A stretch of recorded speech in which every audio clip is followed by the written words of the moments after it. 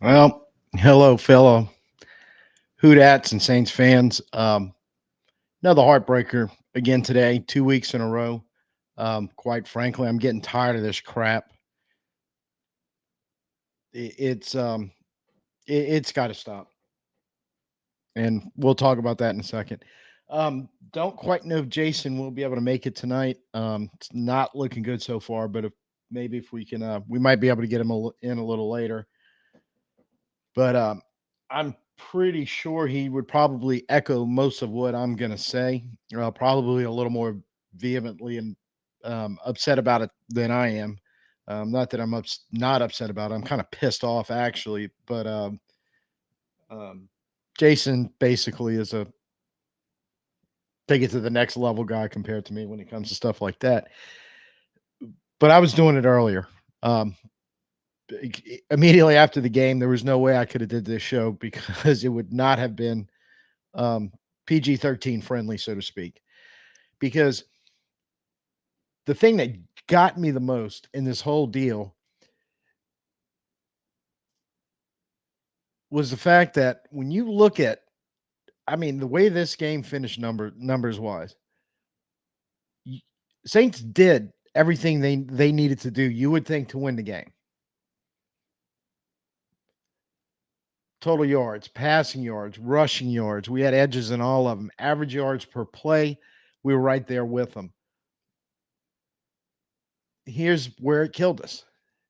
We were -1 in turnover margin. And the bigger stat that doesn't show up here is we were outscored 14-7 in points off of turnovers. So that -1 margin led to a 7-point plus margin for Atlanta and points off of. And we gift wrapped with a big giant bow those 14 points. There's no getting around that. I mean, there's no way you can sugarcoat that any possible way. We gift wrapped 14 points to them.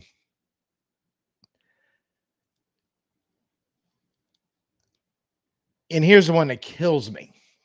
That kind of backs up going offensively. We pretty much wasn't always pretty, and we had to fight for it at sometimes. But overall, for the most part, we did what we wanted to do in this game. We controlled the ball. We moved it up and down the field for the most part. There were times when they were able to come up with some stuff to stop us. But unlike last week, when we were getting stymied by Atlanta's defense, we were able to adjust and come back, especially in the second half because they had us for a little while on the ropes. Came back in, found a way to score 10 and take the lead. And that should have been the game. And penalties, because this is where I'm going to go with that. We were in great shape on penalties going into the last drive. We had 5 on offense for 30 yards because the 6th penalty was the backbreaker, the 30-yard PI on the Debo. We'll talk about that in depth a little bit later. But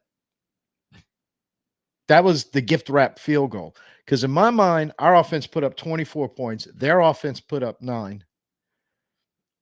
Our special teams gave them 7. Our offense gave them 7. And our defense on just one backbreaking bad play happened at the wrong time, gave them the final 3 they needed to win the game.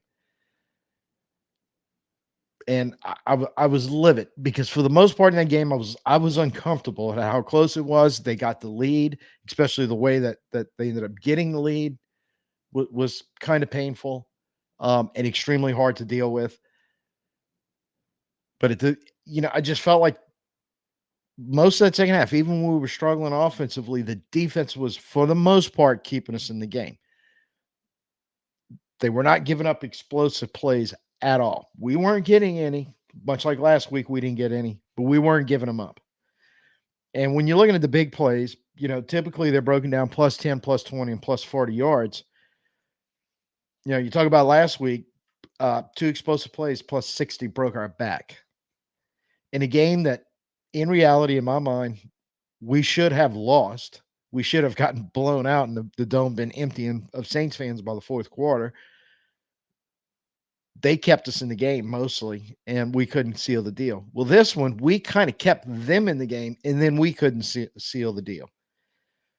It is just maddening, pissing me off that this is supposed to be a good team. And it does show a lot of promise in a lot of areas. And in this particular game, we can start the excuses, and you're not wrong, or I wouldn't be wrong to sit here and go, the injuries, this, losing McCoy, losing Taysom and Willie in the middle of the game, losing Taysom in the middle of the game, losing Willie Gay right after the very first series, and we were basically down to two linebackers, Warner and Jackson. Um, Once again, Honey Badger gets banged up. He can't finish a game. No DeMario at all valid. But it's just at the point, already in week 4, the rest of the NFL is stacking up with this stuff too. Atlanta had their own injury problems, probably not as significant as us. But still, you even with all that going against you, you were right there. And you were for the most part in this game, except for a handful of plays, you were the better team consistently. And you let the Dirty Birds steal the damn thing, and in a game you really kind of needed to have on the road in the division, go up 2-0, stay tied with Tampa, get the Dirty Birds in your rearview mirror, and get ready to move on the season. Now it's a whole different ball game. But the big plays, at plus 10, we had 13 plays at plus 10 yards. They had 10. At plus 20, we had 1. They had 3. We had one called back that I don't know if it was plus 30 or plus 40. I can't remember. On the crazy scramble pass to Juwan Johnson, we get a huge gain out of it, if not for the pinning hold. And even that one's kind of tough to bitch about because they had a touchdown taken off the board on a pass to Bijan Robinson because of a hold. Wasn't a lot of penalties in this game overall. They did have 9, but they were all fairly significant when they happened. But the big one, the interference one, was the backbreaker late in the game. It was just backbreaking his guard going 60 plus on us last week. I did make a conscientious effort to go back through this and say, look, there had to be some good stuff in there when you kind of lose track of it a little bit because you lost the game and you forget about some of the good stuff that actually happened in this game. You had some good takeaways. What we would be raving about right now, how we actually won the damn game, which we didn't do. But I mean, look, Alvin balled today and he did it with busted ribs. I mean, he went 119 total with a touch. That's everything you're asking him to do. Very few negative plays coming from him, and most of them were probably more to do with what was going on up front at the line of scrimmage than anything he necessarily did. Olave had another tremendous game.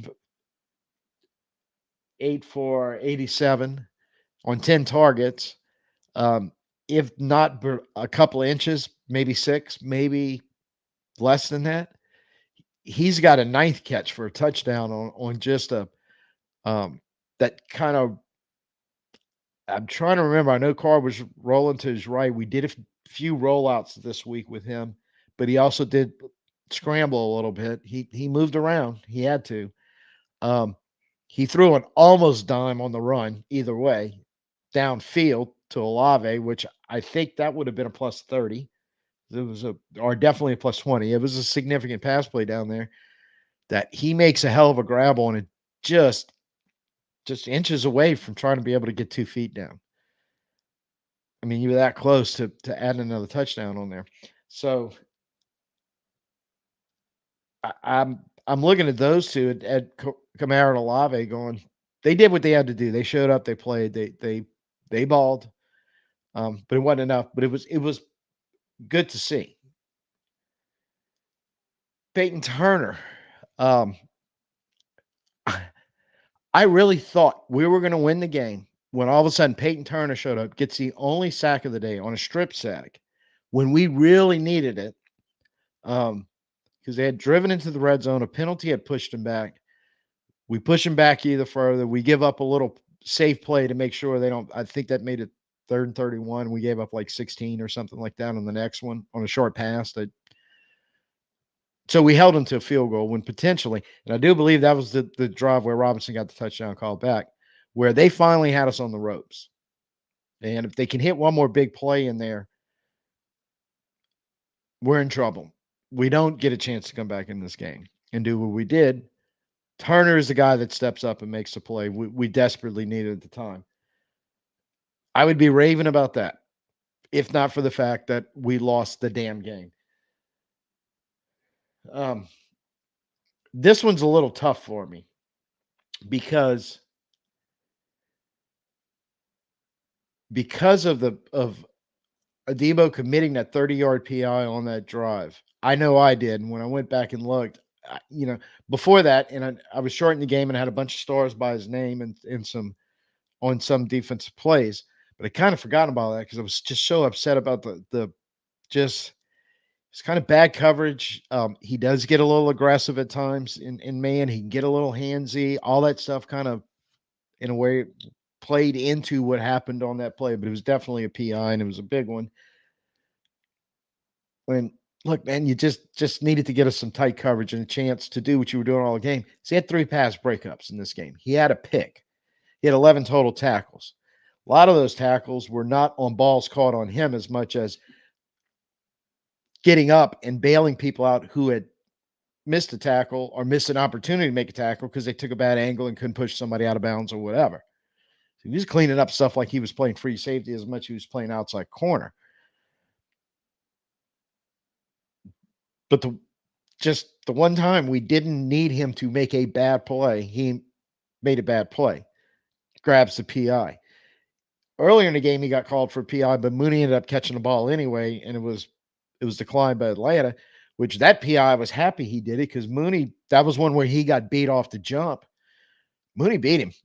And if he didn't reach out and grab Mooney, who still managed to catch a ball, and that was one of the best passes, if not the best pass, Cousins threw all day and dropped it on a dime to him, that's touchdown.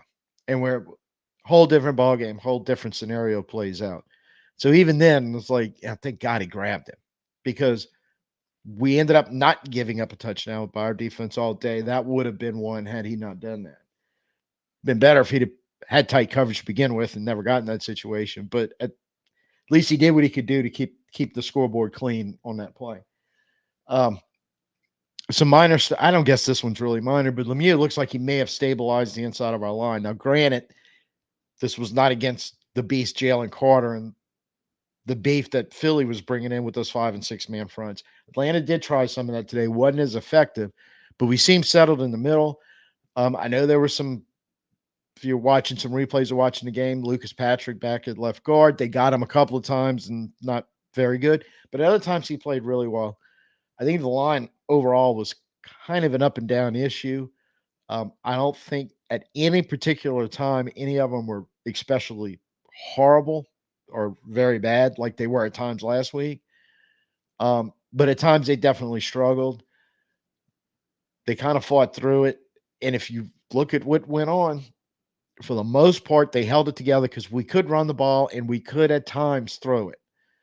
There were times where they getting a lot of pressure and it was hard to get something off downfield, but there were other times they held up. So I'll take what they gave us in this game because they gave us enough to win the damn game, and we gave it away. I don't know how many times I'm gonna have to repeat this during this show, but it's just how it played out. It's just mind boggling how this can happen. How you can continually give games away like you're doing. And I also want to mention Hayball coming in 3 times to punt and 3 times pinning them inside the 15. I know 2 of them were right around the 10. One of them was on a 48-yarder to flip the field. So special teams wise, we were, except for one play we're going to talk about in a minute, we were extremely solid and kind of good at times because even some of their returns, they had one that was short of the 20.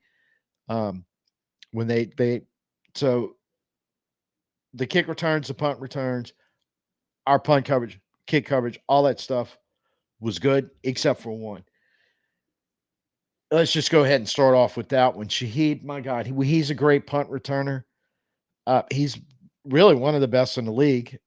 He's up there with them and makes really two boneheaded plays on the same punt. Um, for the love of God, do not try to field a punt inside the 5. And I know he knows that. I don't know. I don't even know how that happened. I mean, I just when I saw him doing it, I was like, What?" I couldn't believe it. I mean, that was something you wouldn't expect him ever to do. He did it.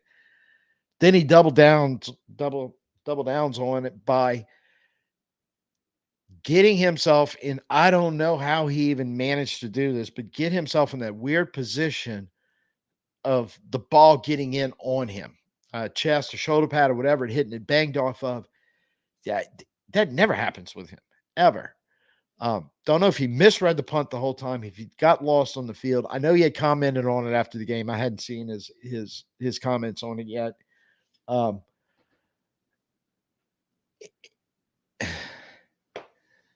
because when you do what he did, it's going to hit you. It's likely going to be a muff, and it's more times than not a muff is recovered by the kicking team. But throw that in with doing it inside the 5, so the recovered muff is in the end zone for 7 points.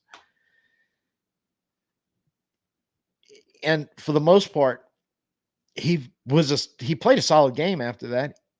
Had another good punt return, a big one that we needed later in the game when we needed points. Got us down there. I think it was a field goal, but I think it was a field goal drive, but it might have been the touchdown actually. Now that I stop and think about it, but gets us on the right side of the 50.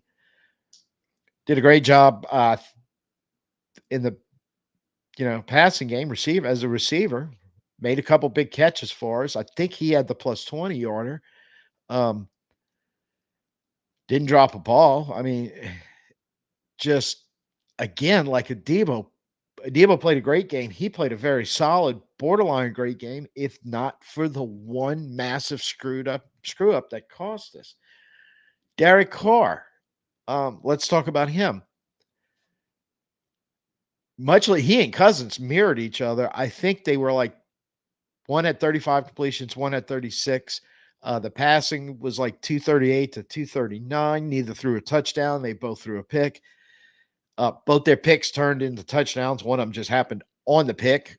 The other one, when the Debo picked it, we went down and scored a touchdown on that drive, ensuing drive. So it's almost a wash on each other. But the one thing is, he didn't play great. He wasn't god awful by any stretch of the imagination, except again on one play, which is a quick screen. He holds the ball. It looked like he may even had a pump fake. I don't know what he was doing, but it didn't come out on time. Definitely not. Then I don't know, once he realized it wasn't on time and he's still at that point, it'd probably been better if he just ate the ball and bounced it to somebody or, uh, you know, if he wanted to try to tuck it and run it, whatever. But the weird Patrick Mahomes like sidearm thing he was trying to do, Juden tips it up in the air. Anderson picks it and houses it.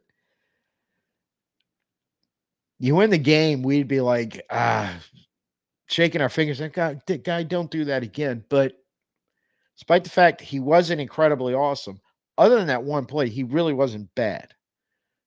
He hung in there. Remember, it's a makeshift offensive line he's dealing with.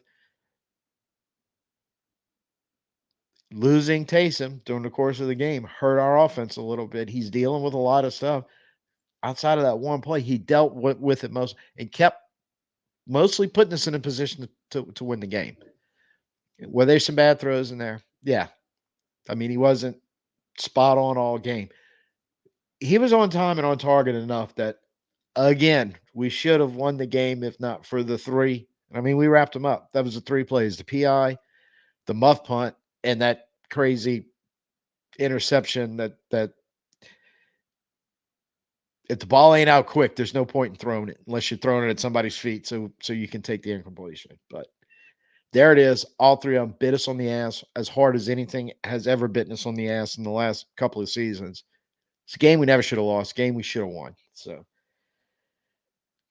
a couple of nitpicks on the I'll call it the not so good because I think Flog and Penning are both kind of in this, in which you see it again on the replay at times. June or Carter or one of their guys beat them. I mean, you just can't get around that. There were times they held up okay. On watching live and just seeing an occasional replay, or occasionally when I get a gap in there somewhere to back it up and look, I don't think we were giving either one of them as much help as we had been given the previous 3 weeks. So, but I don't necessarily think they did anything specifically to lose us the game. But at the same time, Penning's hold on the little scramble big play took a big play off the board for us. And Fuaga had a little bit of trouble with some penalties here, and most of them were the pre-snap shouldn't happen variety in the illegal formation and the false start. Along those lines, we had another lineman somewhere with a false start. The one where the referee's mic cut out, couldn't hear what he said, number he called. I thought he said an 8, so it could have been Jawan Johnson. Not really sure, but again, that's another one. Can't happen. Just didn't cover the last penalty. The only one we hadn't talked about was Shaheed with the crazy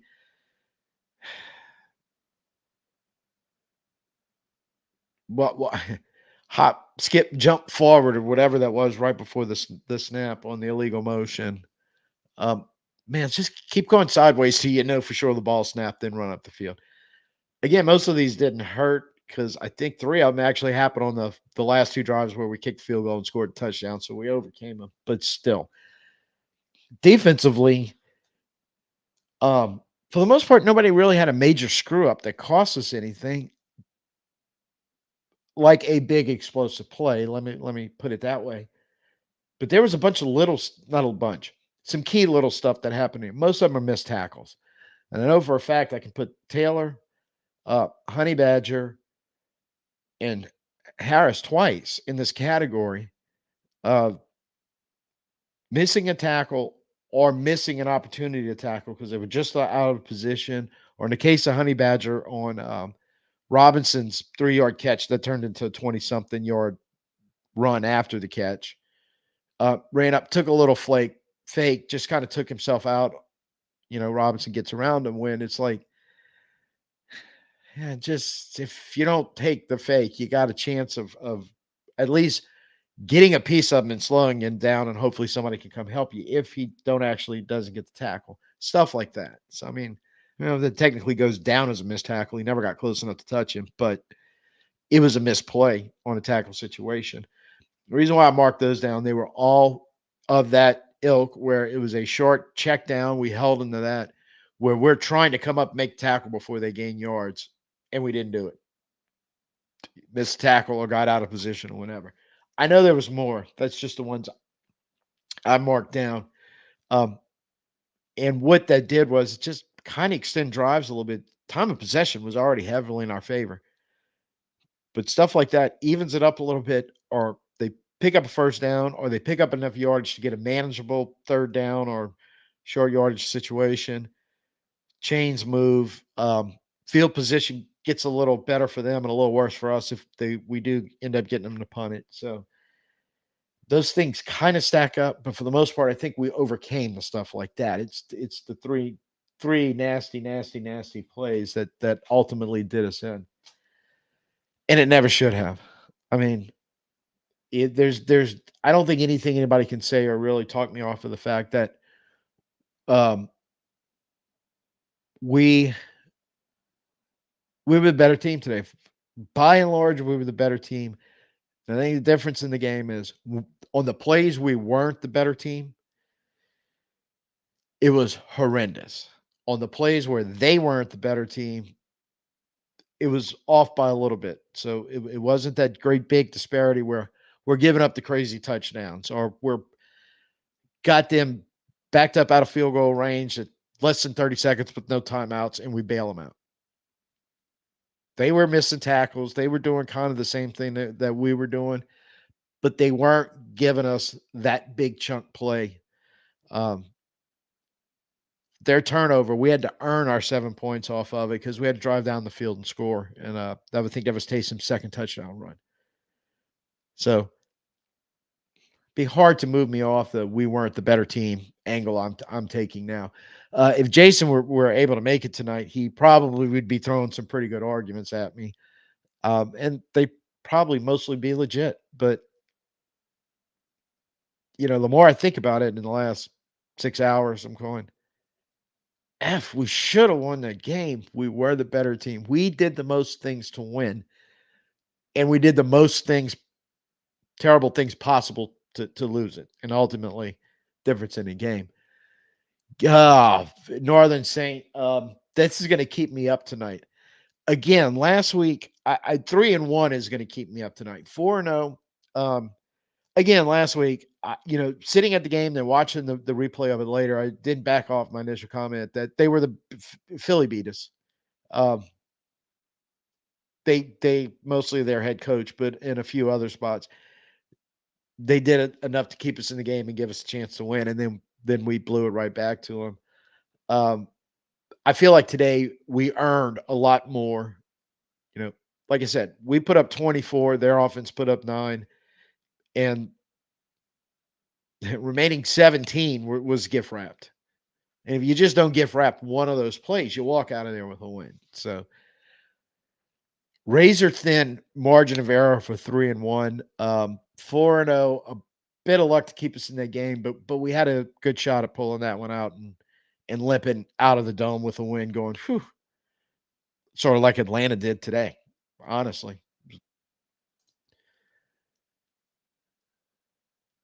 No, look, okay.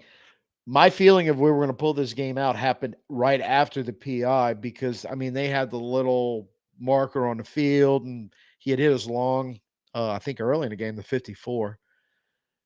But I'm going, it doesn't matter. This guy, he could kick it from 70 and he won't miss against us. And he's a good kicker. I mean, don't take it like we're saying he sucks except against us. No, he's pretty good, but against us, he's just deadly. And out of range, 30 seconds. They had just had a penalty to run off 10 seconds off the clock. I mean, everything was in our favor. Um, and we not only can we not make a play, we make a big mistake. Yeah, I don't have an answer to that one either. Don't know. One of life's mysteries, I guess. Um, Probably not this year. Um, and I mean, technically he's active. He's the emergency quarterback. Both other guys get hurt, he'll be in the game. But I don't think I don't think at least right now they're very interested in putting him out there. And quite frankly, I wouldn't want him to. Um, I'd be hesitant to put Hayner out there. Now, you may run into a situation where you have to make the backup move at some point. I don't think you're there yet. But the biggest issue with putting either one of those two in there is I don't need my young guys being exposed to what could happen um, along that offensive front right now, especially without McCoy, and especially right now because I'm not sure if Lemieux's making the call or if they put some of that back in Carr's case. In which case, I definitely don't want the rookie or the second year guy out there getting involved in that. It's just a too tenuous situation. We win games. We have to rely on Derek Carr keeping his big boy pants on, which means no more ill-advised throws. That's gotta stop. Take the throws you have, take the check, which for the most part he's done. Take what the defense is giving you because that's kind of what this offense is. We have to stay ahead of schedule. But more to the point, he's got to take some licks. He took a couple again today. I mean, nothing else, guy's tough. I don't quite know if you want to expose your young guys to that just yet. If we had a better chance of keeping them clean and Carr was completely dead in the water with moving the offense, I mean, yeah, that case, maybe you would consider it. But right now, um, I mean, you said it yourself. How close are we to 4-0? So,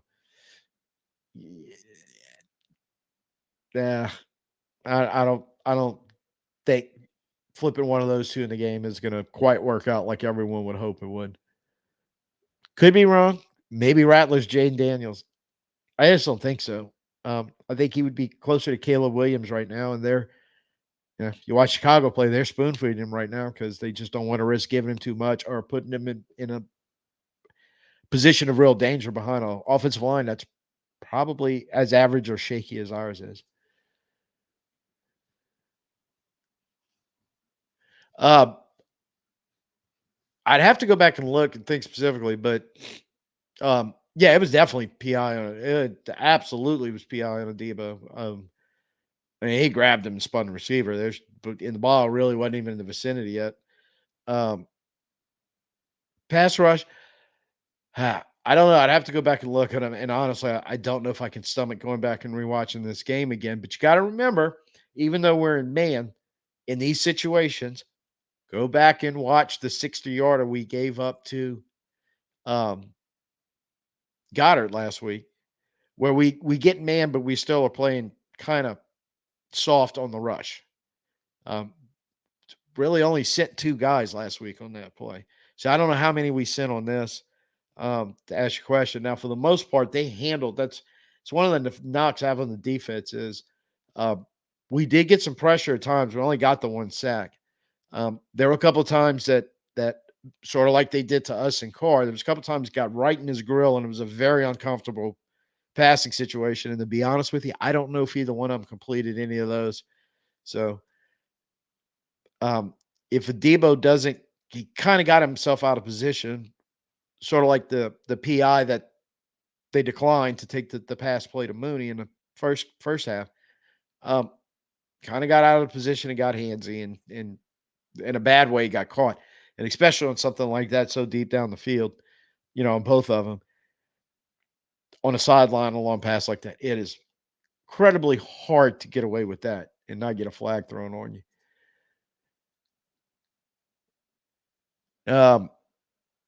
He wasn't always on the tight end. He did have London some today. I think they were just in an effort to not make it obvious, we're trying to disguise a lot of as much coverage as they could, but also they, knowing um, no Willie Gay in the game, no Demario Davis at all. Uh, you're running out of people that you can cover tight ends with. So um, I don't remember if Harris had him at any point. I'm not a Debo. I'm sure Taylor did at some point. Thing was, is they, I don't, I think a lot of it, what they were doing was, and I think Vilma mentioned this during the game, is they were trying to throw it in any direction but Lattimore's for the most part in the game. It's kind of got a Debo picked on somewhat. Um, Taylor had a couple get picked on, and I know he had a pass breakup. So did Harris. He had a pass breakup or two. Um, so they were. I think they were just trying to avoid Lattimore more so than, and we were trying to disguise coverages and not make it easy. And we do that a lot anyway. We don't rarely put the same guy, lock him down on the same, like put Lattimore on London the whole game. I mean, again, look at the Goddard play is just an example of what we will do. Um, Lattimore had either, and it doesn't matter which one, Johnny Wilson or Jahan Dotson on the start of that play. So it's what we do. We've been doing it. So for the most part, um, for the most part it works. It's just when it doesn't work, or you see stuff like that. It's like, why is our best corner on the tight end? Scratching your head. But sometimes you just take the good with the bad on that. Uh yeah. Money right now is nada. So it's easy to earn nothing. Doing a great job of it. So um really and truly,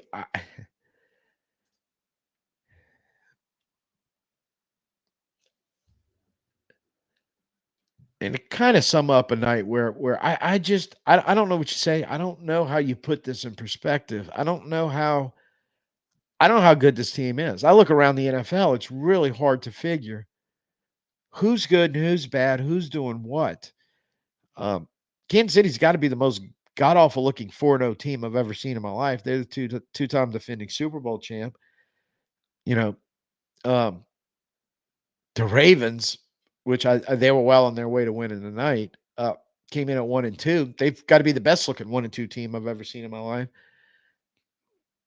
I don't know in the greater scheme of this season where all this puts everything, and chunk in stuff like survival of the fittest. Um, there's teams out there losing a lot of key guys,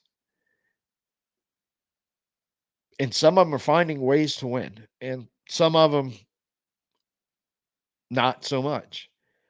And right now we're in the not so much on that. That's why I was saying earlier, I get the argument, people saying, well, if we had so and so on the field, if we had so and so on the field, and we looking at the injury report going into today's game and then seeing players lost during the game and when they were lost, it's a legitimate argument, but it really is happening all over the league right now. So it's just getting to the point where this team has to go find a way to win games like last week and this week when the opportunity to get a win. And last week it was the opportunity against likely to be a playoff team, or a good chance to be a better chance than us, really, to be a playoff team. And then this week on the road at a division rival, your arch rival, the freaking Dirty Birds, you got to nail those down. You have to nail them down because now it's going to get a little tougher over the next 2 weeks. And if you're not careful, if you don't figure this stuff out, you're staring a 3-game, then a 4-game losing streak right in the face. And then everything changes.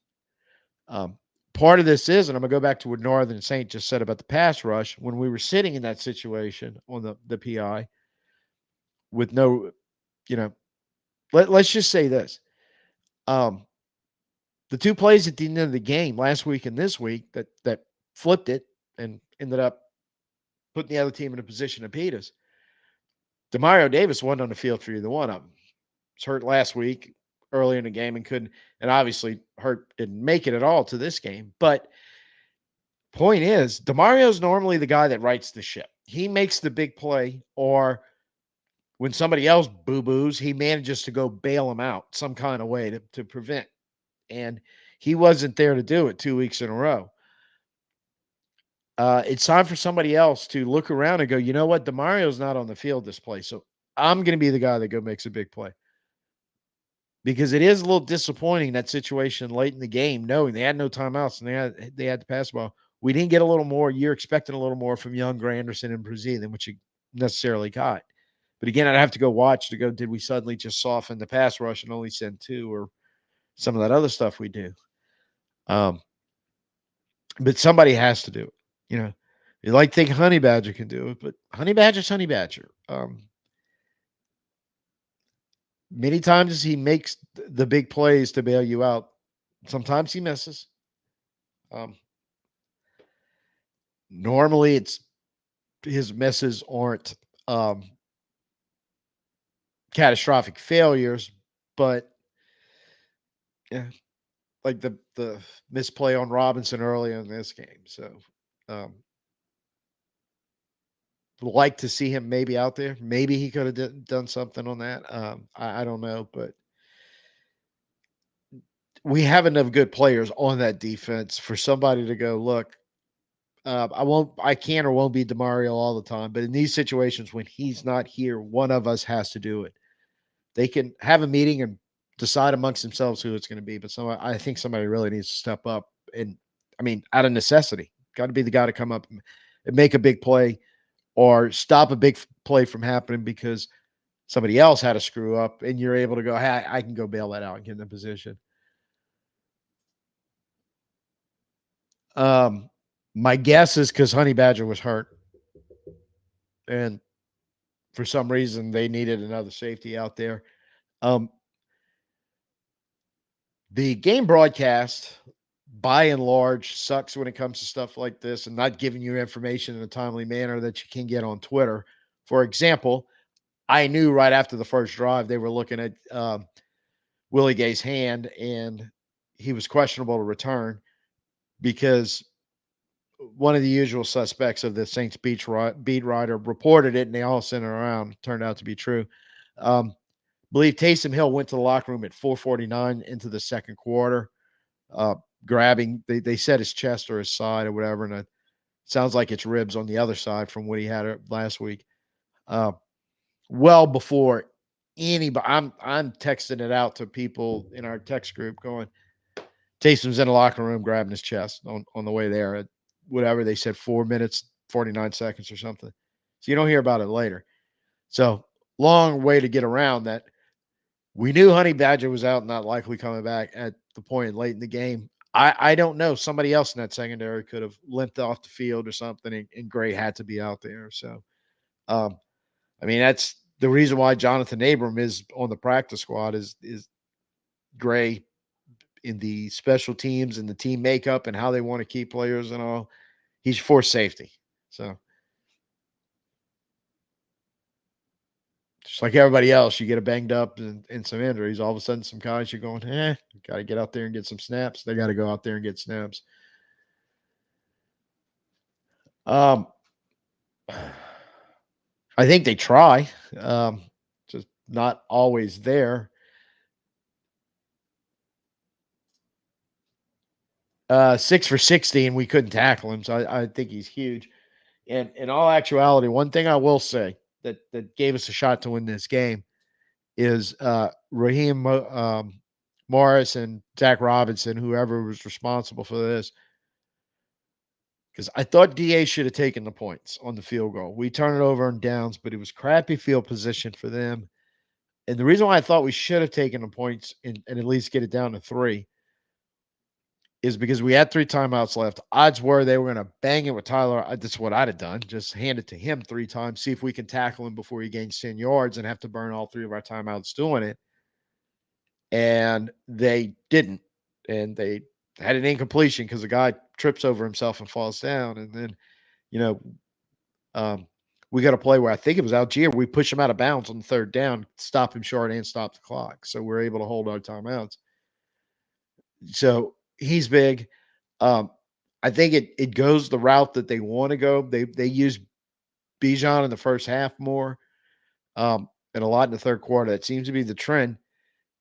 And figuring the defense starting to get more down, then they bring in the guy that's hard to tackle and force you to deal with them.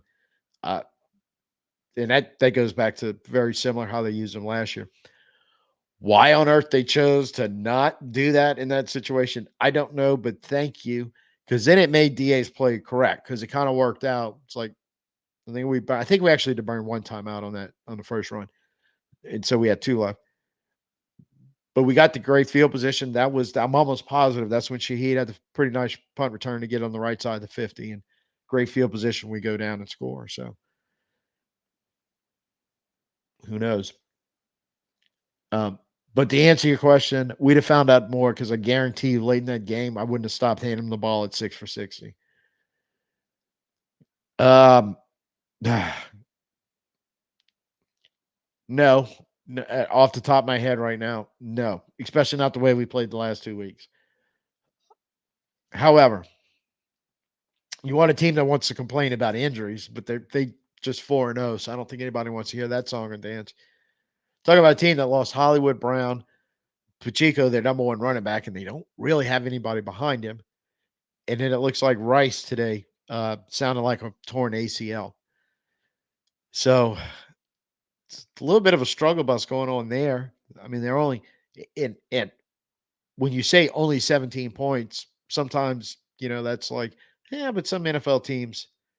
But yeah, Kansas City's not a team that you're going, only 17 points.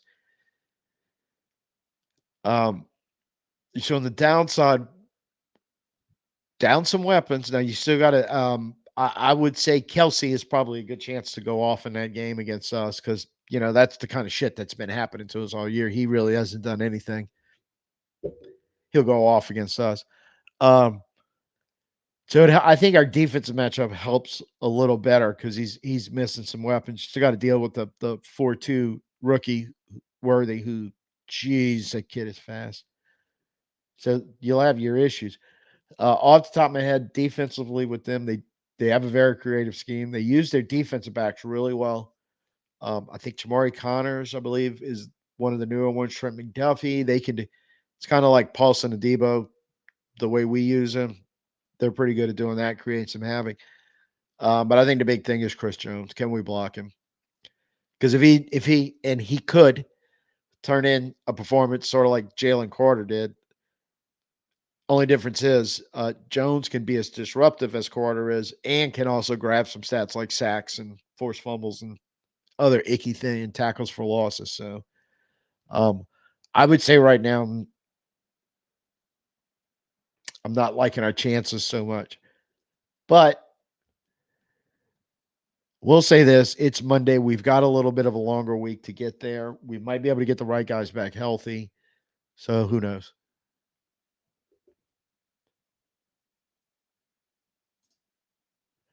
Um,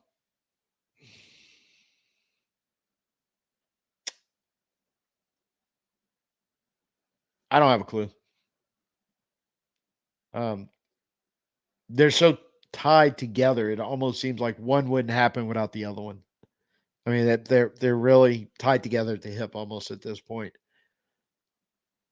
I think the only way Carr gets benched and Da gets fired is a total collapse, which we could be on the verge of. You lose the next two, lose four in a row. Um, but what you're really asking there goes a lot deeper, because if you do that, what's the follow up? What's the so or are we going to totally gut the team and rebuild, or which would predicate you have to fire Mickey Loomis too, and a lot of other people in the front office, because a rebuild is a rebuild. It's just not changing the quarterback and the head coach. Too many NFL teams have tried that over and over again, and it rarely, never, ever works. So, and at what point do you sort all that? I think it depends how it looks. Today looks worse than it actually was. Let's beat the drum one more time, because of those three plays just shattered us. Now, we can find a way to make one bigger play, but yeah, we can counteract it. We didn't do that either, but we did enough to win the game, sans those three plays. So you start getting into blowout territory, then that's a conversation that might be had, I think. Um, if everything stays close and Mickey's not going anywhere, and I think as long as things stay close, I don't think Miss Gale's in the firing mood to fire Mickey. I really don't. So not a whole lot else will change. So I would prefer this team to get back on track and realize its potential and keep building in that direction.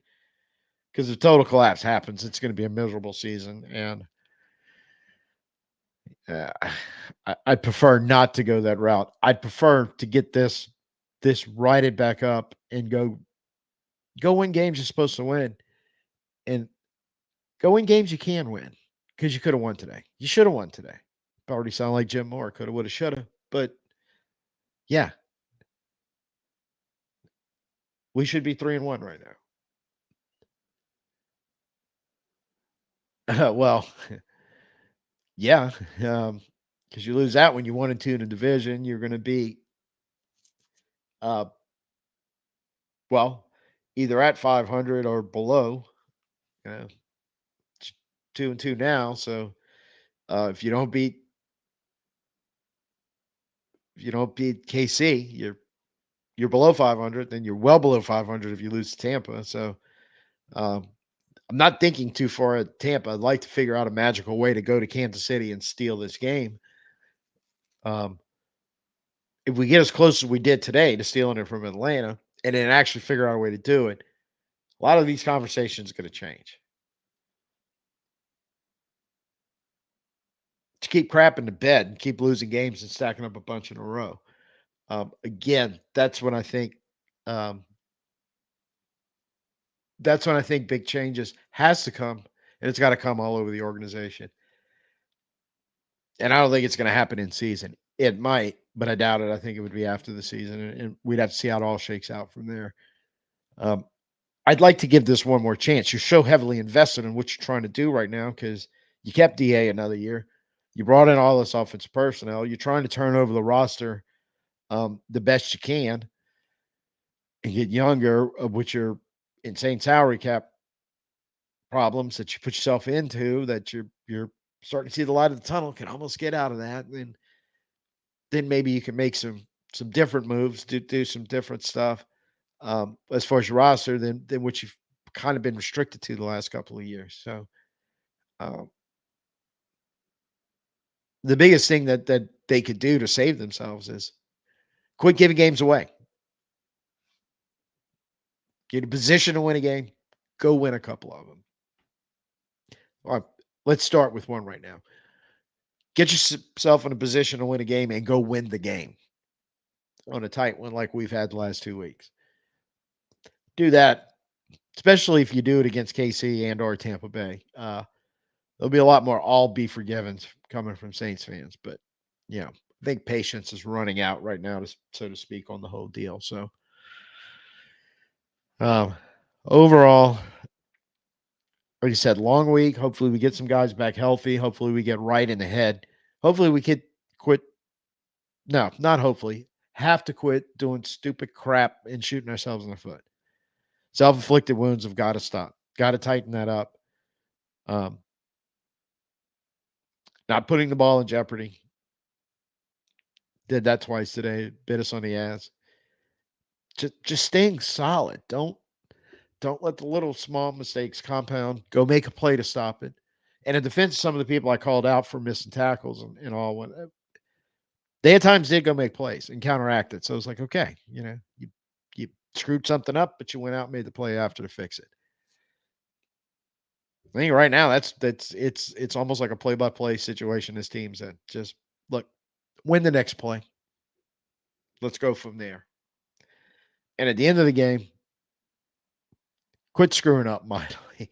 Just be solid and let's see what happens. So, all righty, that's about guess J Boy couldn't quite make it tonight. I never get a text back from him, but hopefully he'll be around next week. Um, any trade we can make that might make a difference, not likely because I don't. You, what are you going to trade? You're trading draft capital. I don't think that's a good idea right now to start trading draft picks next year, considering the way things have kind of are right now. Um, as far as trading players, probably the only trade worthy players are younger ones that aren't costing you anything that are actually playing kind of well. So you probably don't want to trade those guys. So I I don't necessarily think there's any type of trade situation that you could make right now that would make a huge difference in anything. Might be able to make some smaller moves. Um, I don't even know if there's free agent signings right now of guys left available. You can go out bring in right now. That's going to help you a whole lot. I think your roster is just kind of your roster, and coach them up, get them better, get them to quit making mistakes. Probably the best way you're going to be able to handle this. So, would San Francisco be interested in Kamara? I don't know why they would be. They keep sounding like they think they get McCaffrey back, and Jordan Mason, cheaper, younger, and not a bad football player. They're doing okay with him. Um, they got Debo back today, so and they got Kittle's back today, so I think they'll run with what they got and they'll be okay. And then they'll probably they think eventually get McCaffrey back, and then they're going to be Frisco. So yeah, no, I don't think that one would fly. Also, I don't know the cap situation either, so I don't even know if they're capable of trading for anything. So, all righty, well, um, quick maintenance of stuff coming up. Um, since Monday night is games next week, I don't quite know how this is all going to turn out, but we'll figure out what exactly we're going to do with the post game show. Whether it's actually going to be post game, maybe we started a little earlier while the game's still going on. Don't really know, but I'll have it figured out for next week and let you know. I'm hoping, just hoping that this will be the week we turn it. So that's trying to get myself in that mindset. I'm going to try to keep that in in the stuff we do this week in leading up to KC, but it's going to be a tough one. But if you want to be a good team, if you want to be the team that they keep saying they can be, and they're changing the culture and all that other stuff, it is the one where you're gonna have to just grab your cojones, get tough, get in there, and get the job done. So I'm gonna be try to put this one behind me. 24-hour rule by this time tomorrow. Hopefully, I'll be over it. Try to focus on what we can do next week. Um, if Casey's vulnerable, maybe you can figure it out. I don't know, but I'm gonna try to have the positive attitude. Just go. No, we can create the opportunities we were creating the first 2 weeks to win football games, as opposed to the missed opportunities and mistakes of the last 2 weeks. So, with that being said, thank y'all for joining tonight. Crap, we were this close away from really having a lot more fun stuff to talk about tonight, but talking Saints is talking Saints. If nothing else, been a little cathartic again, like it was last week, and so get a lot of this off my chest, and I might be able to get a decent night's sleep tonight. So I'm Tim. Till we see you next time. Peace out and hoot at.